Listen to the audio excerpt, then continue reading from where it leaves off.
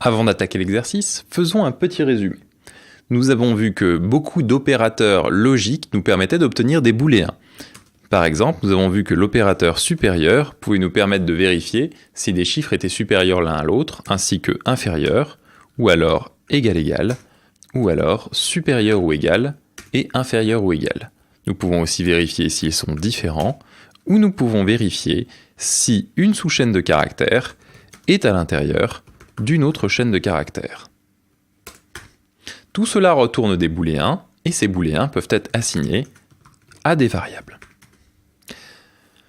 Nous avons également découvert la fonction input. La fonction input nous permet de poser une question et d'en obtenir la réponse auprès de l'utilisateur. La fonction input nous permet de poser une question et d'en attendre la réponse de la part de l'utilisateur. Néanmoins, comme nous l'avons vu, la fonction input retourne toujours un type string. Pour cette raison, il est généralement intéressant de faire une conversion de la réponse donnée par l'utilisateur dans le type que l'on souhaite avoir, en l'occurrence ici un entier.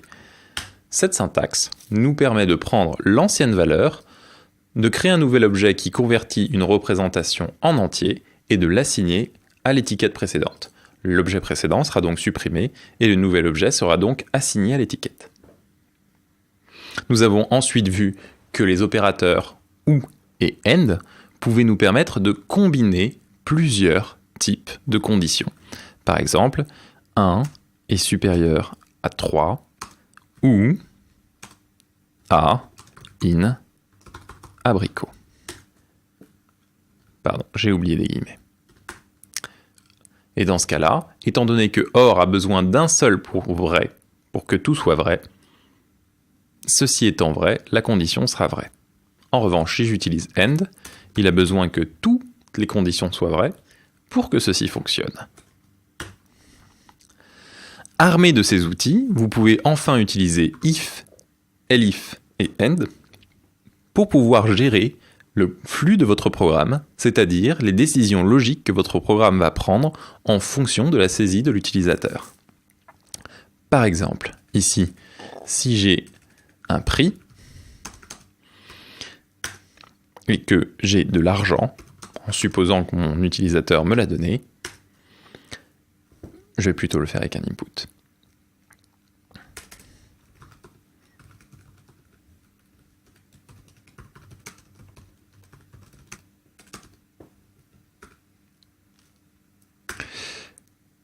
Voilà.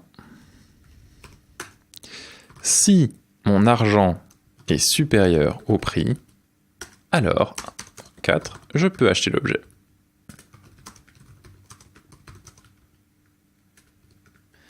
Sinon, else.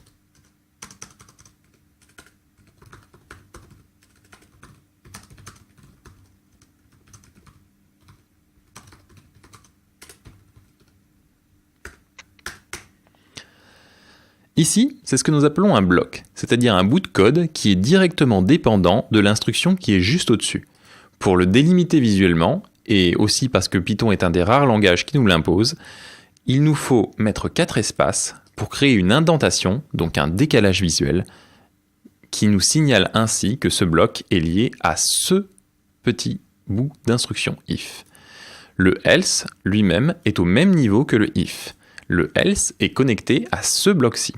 Ce bloc sera exécuté si la condition est vraie, et sinon, ce bloc-ci sera exécuté. Souvenez-vous, ici c'est 4 espaces, et ici il n'y en a pas, mais il y a bel et bien un 2 points à la fin de ces 2 instructions.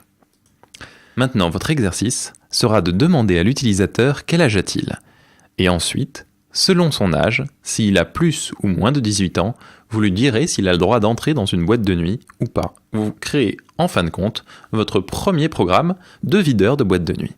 C'est à vous. On va maintenant passer à la correction.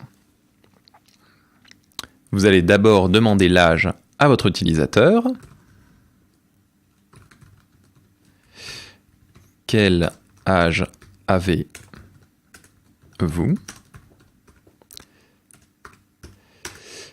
Voilà, par exemple, j'ai 19 ans. Ensuite, nous allons faire une condition if. If âge est supérieur ou égal à 18 ans, puisqu'à partir de 18 ans on est majeur. Print, vous pouvez entrer. Else, print, vous ne pouvez pas entrer.